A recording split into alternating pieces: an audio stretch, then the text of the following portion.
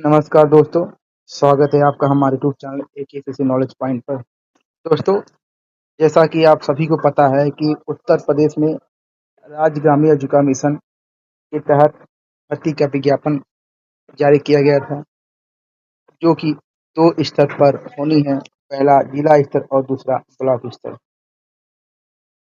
दोस्तों, जिला स्तर पे कुल 7 पोजीशन पे भर्ती निकाली गई है, जिसमें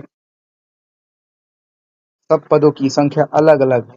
जैसा कि आप देख सकते हैं, जिला मिशन प्रबंधक में कुल पद 4 हैं और ऐसे ही जिला मिशन प्रबंधक एनएफएम में 26 पोस्ट हैं और इसकी योग्यता आपके सामने है। तो इस फॉर्म को भरने के लिए आपकी जो योग्यता हो, अपनी योग्यता के अनुसार आप फॉर्म को भरिए।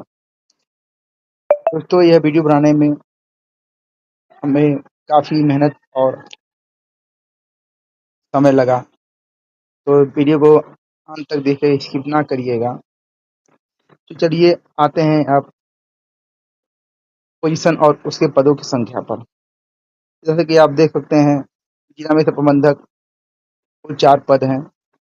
इसमें जनरल, ओबीसी, एसटी, एससी सबकी सीटों की संख्या अलग-अलग आरक्षित है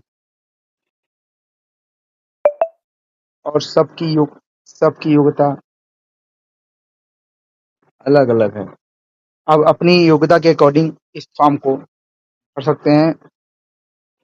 जैसा कि आप देख सकते हैं, खाता सहायक जिला अकाउंटेंट असिस्टेंट में 48 पद हैं और इसको भरने के लिए आपके पास एमकॉम की डिग्री होना अनिवार्य है।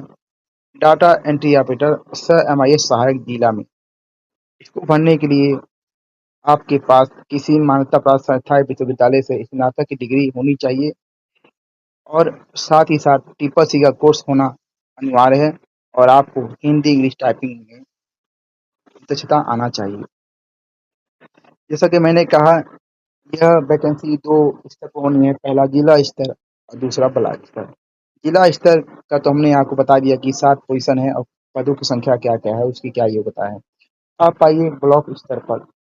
ब्लॉक स्तर में भी 7 पोजीशन में वैकेंसी निकाली गई है और सबकी, जैसा कि आप स्क्रीन पर देख सकते हैं, सबकी अलग-अलग पदों की संख्या है और योग्यता है। ब्लॉक मिशन प्रबंधक में कुल 104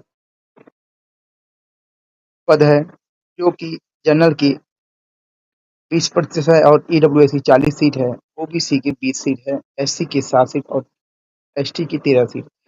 ऐसे ही इस पोस्ट को अप्लाई करने के लिए आपके पास स्नातक की डिग्री होना अनिवार्य है। ब्लॉक मिशन प्रबंधक एनएफसी में कुल 381 पोस्ट हैं। इसको भरने के लिए बीबीए या बीए में अर्थशास्त्र होना चाहिए या आप बीएससी से होटल मैनेजमेंट का कोर्स किए हों या आपके पास बैचलर ऑफ वोकेशनल की डिग्री हो। अब आइए ब्लॉक मिशन प्रबंधक एमएफआई पर। इस फॉर्म को भरने के लिए आपके पास बीकॉम की योग्यता या बीए अर्थशास्त्र होना चाहिए या बीबीए की डिग्री आपके पास होनी चाहिए। दोस्तों, ऐसे ही ब्लॉक मिशन प्रबंधक एप्पल एवं वैल्यू चेन की भर्ती भी आपकी योग्यता के सामने, इसमें कुल 101 पद हैं, जैसा कि आप सामने इसके पर देख सकते हैं। इसमें भी लेखा सहायक और कंप्यूटर ऑपरेटर की भर्ती का आया हुआ है। जैसा कि आप देख सकते हैं, लेखा सहायक ब्लॉक स्तर पे आपके पास बीकॉम या व्यवसाय प्रशासन बीबीए में नियमित स्नातक डिग्री होनी चाहिए। मतलब लेखा सहायक जिला स्तर और लेखा सहायक ब्लॉक स्तर में केवल एक ही अंतर है कि लेखा सहायक जिला स्तर पे जो फॉर्म भरना चाहता है, उसके पास एमकॉम पोस्ट ग्रेजुएशन की डिग्री होनी चाहिए और ब्लॉक स्तर पे लेखा सहायक के लिए आपके पास बीकॉम या बीबीए में डिग्री होनी चाहिए। डाटा एंट्री ऑपरेटर के लिए जैसा आप देख सकते हैं, जिला स्तर और ब्लॉक स्तर दोनों की योग्यता समान है। इसमें भी आपका ग्रेजुएशन प्लस ट्रिपल सी का होना अनिवार्य है और साथ ही साथ इंग्लिश टाइपिंग का कोर्स आना चाहिए। दोस्तों, ये तो हो गई आपकी पोजीशन के नाम, उनके पदों की संख्या और उनकी योग्यता। जैसा कि आप इसी में देख सकते हैं। अब हम आपको बताते हैं कि इसकी चयन प्रक्रिया कैसी होगी, इसकी परीक्षा परीक्षा योजना क्या है और इसमें आपका कितना कट ऑफ आएगा। दोस्तों, जैसा कि आप देख सकते हैं,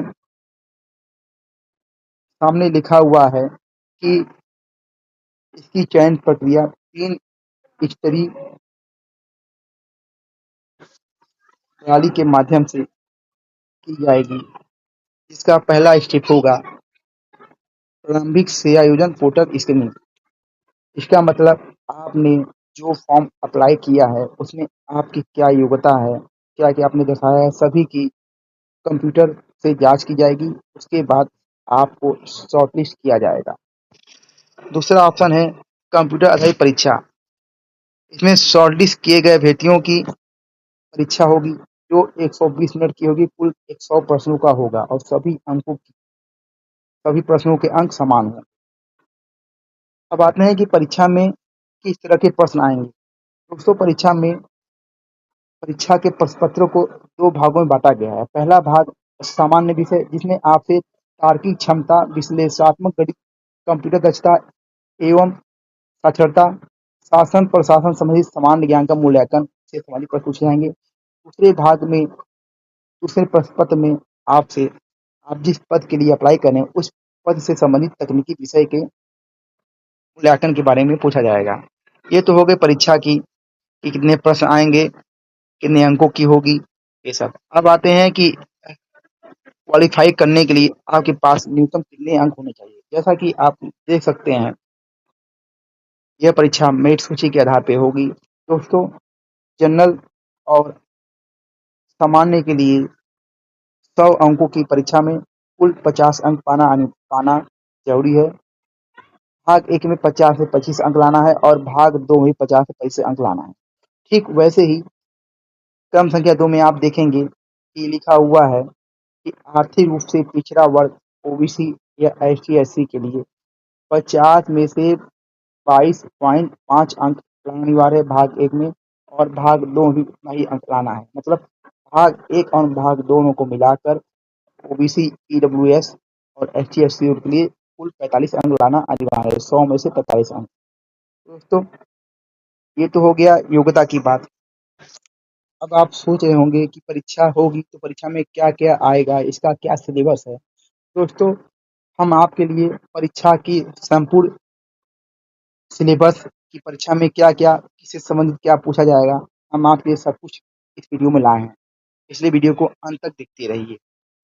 जैसा कि आप देख सकते हैं, भाग 1 में आपसे निम्न विषय क्षेत्रों के संबंधित परीक्षा से संबंधित प्रश्नों का जवाब पूछा जाएगा।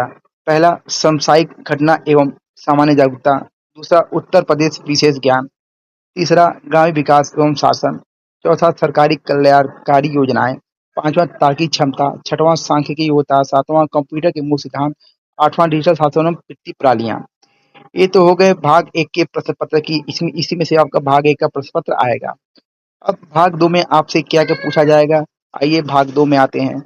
भाग 2 में विशेष तकनीकी ज्ञान का सिलेबस शामिल है, जो आपके पोस्ट के अकॉर्डिंग पूछा जाएगा। आप जिस भी पद के लिए अप्लाई करेंगे, उन सभी पद के लिए आपसे अलग-अलग सवाल पूछे जाएँगे, अलग-अलग टॉपिक पर। जैसा कि आप सामने देख सकते हैं, जिला स्तर तकनीकी डोमेन, पोस्ट कोड टीएमएम, आईबीसी, जिला में से प्रबंधक के लिए कितने टॉपिक से सवाल पूछा जाएगा और जिला में से प्रबंधक एनएफएल के लिए इस टॉपिक से संबंधित सवाल पूछा जाएगा, जैसा कि आप सामने स्क्रीन पर देख सकते हैं। दोस्तों, सभी पदों के लिए अलग-अलग सिलेबस तैयार किया गया है। आप जिस पोस्ट के लिए अप्लाई कर रहे हैं, उस पोस्ट का सिलेबस ध्यानपूर्वक पढ़िए और इसमें देखिए। आप चाहे तो सिलेबस का स्क्रीनशॉट भी ले सकते हैं, जो कि हम आपको सामने दिखा रहे हैं, और अगर आपको ये पीडीएफ चाहिए तो आप हमें यूट्यूब पर कमेंट सेशन में हमसे बोल सकते हैं, हम आपको पीडीएफ अवेलेबल करवा देंगे। धीरे-धीरे आप सभी का सिलेबस देखते रहिए, सिलेबस आपके सामने है। दोस्तों, अगर आपको हमारी जानकारी पसंद आए तो वीडियो को लाइक कर दीजिएगा और ऐसे ही अपना प्यार और विश्वास हम पर बनाए रखिएगा। आप इन सारे सिलेबस का स्क्रीनशॉट ले लीजिए ताकि आपको पढ़ाई करने में असुविधा ना हो और अपनी तैयारी शुरू कर दीजिए क्योंकि 1 जुलाई तक फॉर्म भराएगा, उसके बाद आपके मोबाइल पे मैसेज आना स्टार्ट हो जाएगा कि आप शॉर्टलिस्ट किए गए हैं, तो कब आपका एग्ज़ाम होगा। ठीक है दोस्तों, अब धीरे-धीरे स्क्रॉल कर रहा हूँ, आप देखते जाइए सिलेबस। दोस्तों, सिलेबस खत्म हो गया है। तो दोस्तों, आपको यह वीडियो पसंद आए तो हमारे वीडियो को शेयर कीजिए, लाइक कीजिए और हमारे चैनल को सब्सक्राइब कीजिएगा ताकि हम ऐसे ही आपके लिए हमेशा मोटिवेट होकर वीडियो लाते रहें। और दोस्तों, इस सभी सिलेबस को ध्यानपूर्वक पढ़ लीजिएगा ताकि आपको एग्ज़ाम देने में कोई कठिनाई ना हो। नमस्कार दोस्तों, फिर मिलेंगे अगली वीडियो में।